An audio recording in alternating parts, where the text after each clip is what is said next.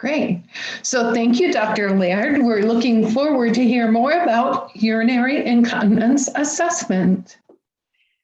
Great, absolutely. Happy to further our discussion. So assessment, really, it's the question, what is happening? And I love this picture that I can't take credit for choosing it, but look at that. It's zeroing in on one person. That's really what we want to get at, is this is something happening to this person, this patient. And so what are we going to do? And on the next slide, this is going to be pretty rapid fire, everybody. So the next slide talks about the things we're going to do to evaluate urinary incontinence, understand what's happening. We'll talk a little bit more about risk factors, because I know you're busy, and I want you to have some sense of, well, this is someone I need to talk to first or second, and so forth. Then I want to give you some strategies, some tools for the assessment to try to streamline what is an otherwise complicated set of facts to sift through.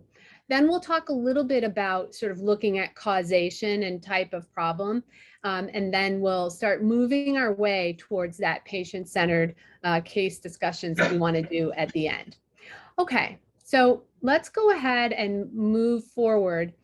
Before we get to risk factors, though, I have one other plea.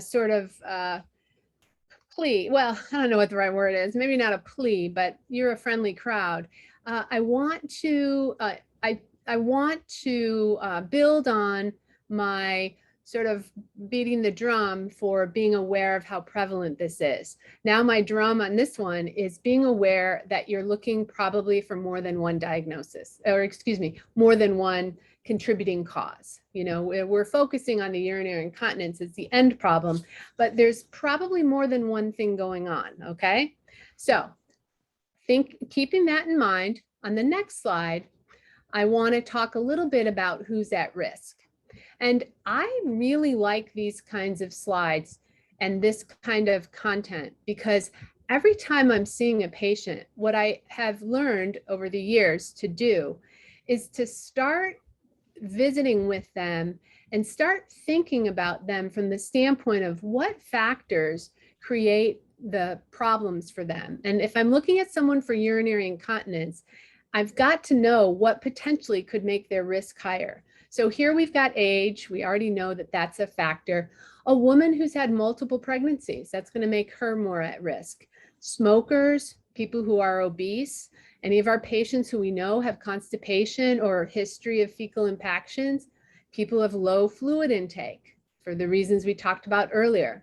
Certain medications, and we aren't going to go in too much detail on that, but some of the medication major categories I want you to think about are medicines that do some of the things we just talked about with the bowels. So anything that leaves you low fluid intake, think diuretics.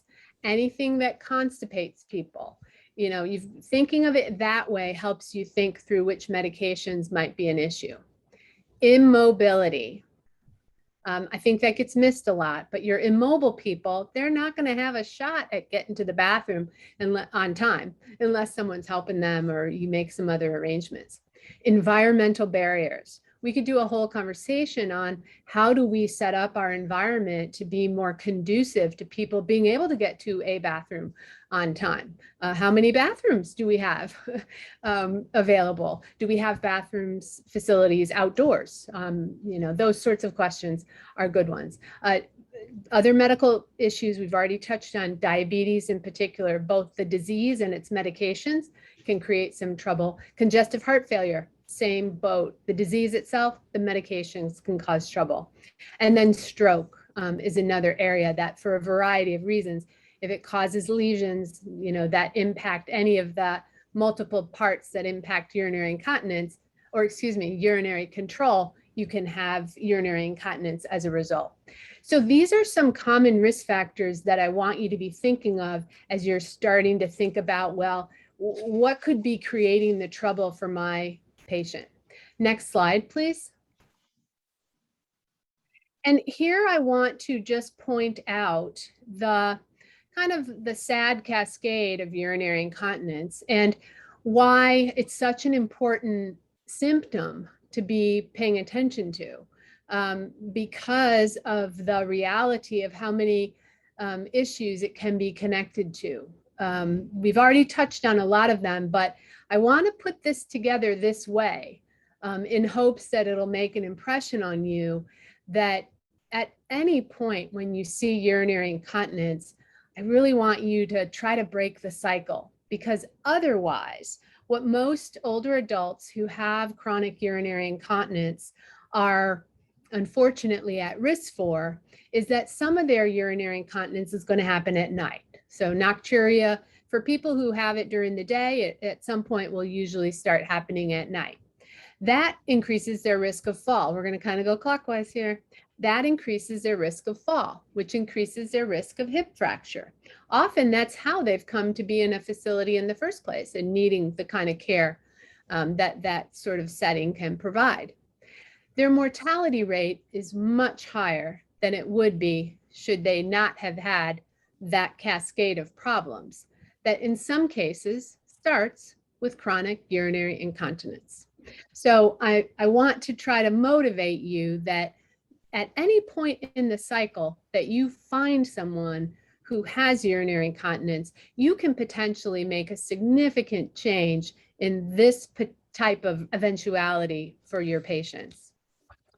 And I think the other couple things I didn't get mentioned on there were the two points on the bottom, and that is, while this cycle of decline is going on, these patients unfortunately need more care from all of you and are at risk for skin breakdown, which is it's all part and parcel of that 35% increased mortality in that they're having yet more complications that are certainly not anything we'd want for any of our patients. Okay, next slide, please.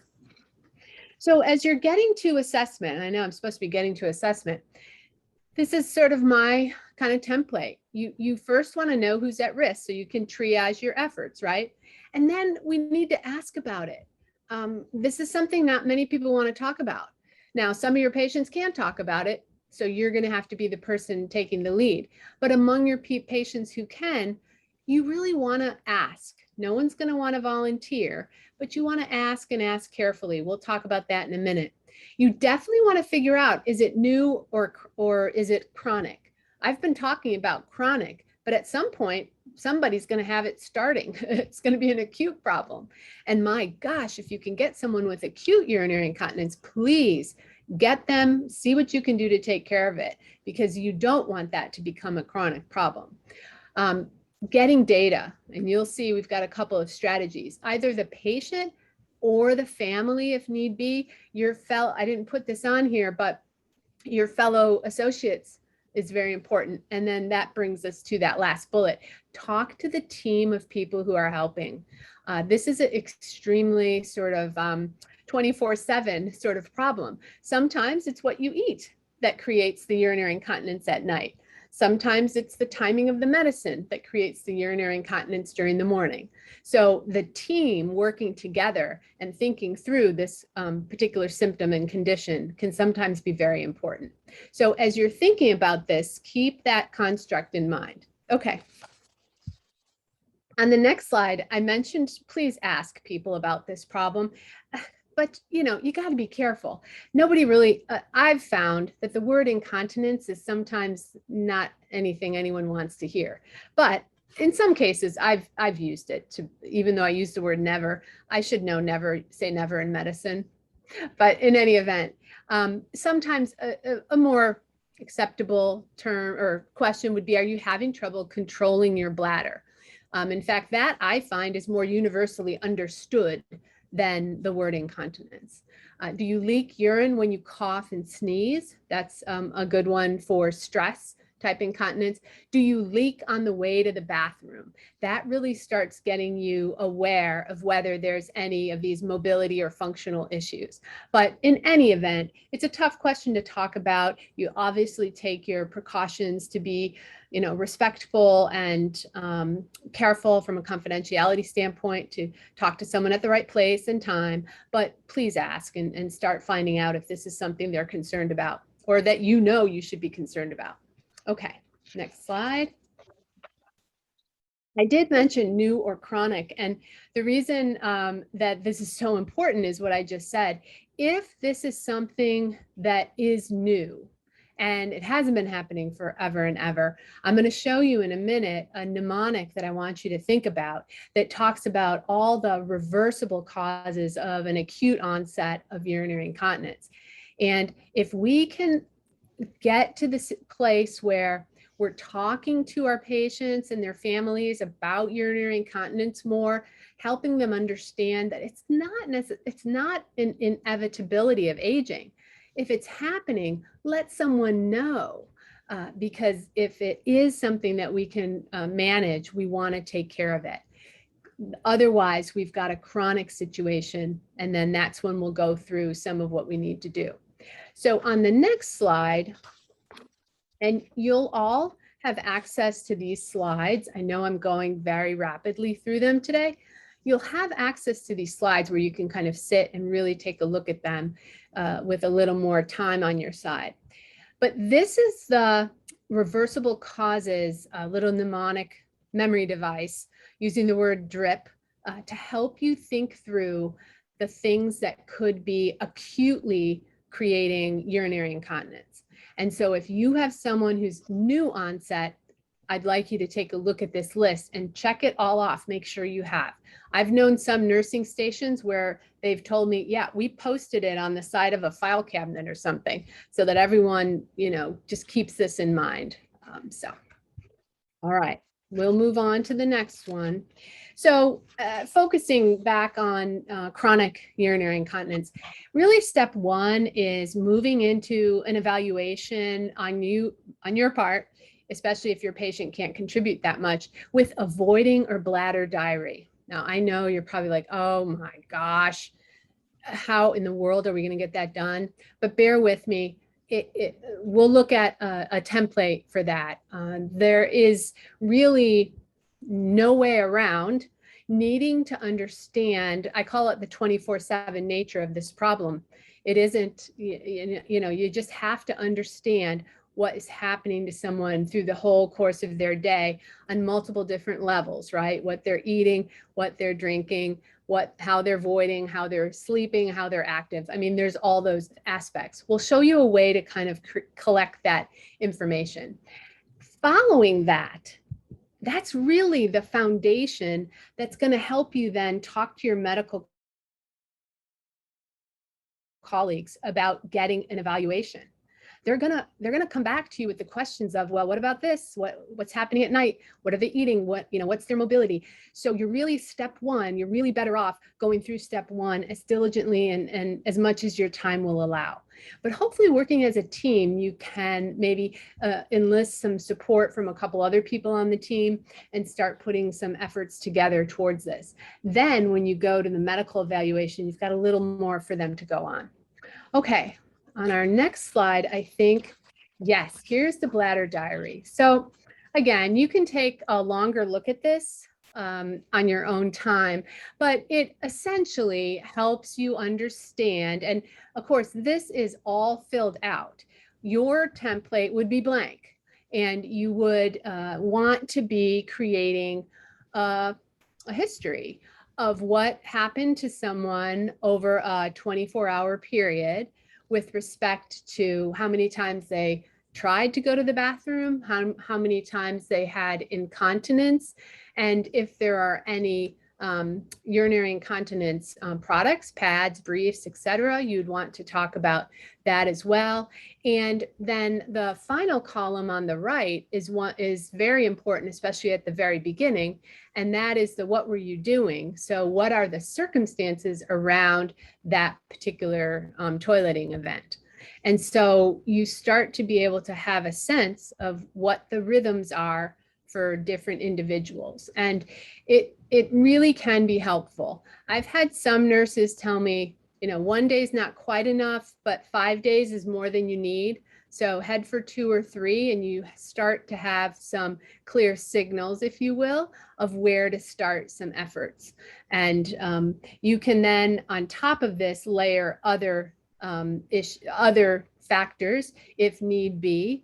Example, someone who has a medication, you may want to be a diuretic. You may want to be noting that in that final column. Someone who's not known to be someone who drinks a lot of water, but maybe you're working on that, you may want to be noting that. So this concept, though, of get some data around the situation so that you've got something to work with when you're trying to think about what is happening to this individual and what you can do. Remember, this is kind of the what is happening part of it, though. I snuck a little bit into other areas. So I would start with just what's the reality of what's happening for this person day and night with respect to their incontinence. All right. And again, this will be in one of the handouts, I believe we'll have a template like this. Okay, I think we're scheduled to stop there and take some questions. Yeah, so assessment's really important. Our understanding assessment's important. We can use the Bladder Diary, and we really need to understand all sorts of different risk factors that each of the elders we support have. So we have a couple questions already that has to do with assessment, and some others that we'll hold off until we do our case studies. So one is, what role can the CNA play to interface with nurses to address incontinence? Oh, I love that question. And I hope I hope it came right from a CNA, because yes, you got a friend in me. And I love nurses too. So the whole team's got a friend in me. But the reason I'm particularly happy to hear the question about CNAs is because when you think about person-centered care and you think about the way we set up most of the care teams in our homes for older adults, the CNAs are some of the most important people who have relationships with our patients that are even at the vantage point where you could start filling in some of that information. You know, certainly me as a physician, I'm nowhere near that information, right? Some of the CNAs are the exact people who have a sense of the rhythm of the day for the patient, their abilities functionally that are not as easy to see, like hand dexterity. I mean, you know, that's not necessarily something that jumps out at all of us, but a CNA, they know exactly that question and where the trouble is often. So I would absolutely encourage the team concept around this. It can be very difficult to go on your own to try to both evaluate this problem and then solve it. So I often recommend starting with like an awareness campaign of your whole team around this issue and say, let's go team, let's put this on as a project, because you'll find that you'll have a lot more success, and you don't want to leave your teammates frustrated. You know, everyone wants to be helpful, but oh, absolutely. Person-centered care, your CNAs are a tremendous asset. Excellent. Okay, I don't see any other questions in the Q&A about assessment. So perhaps we should move on to the third portion of the case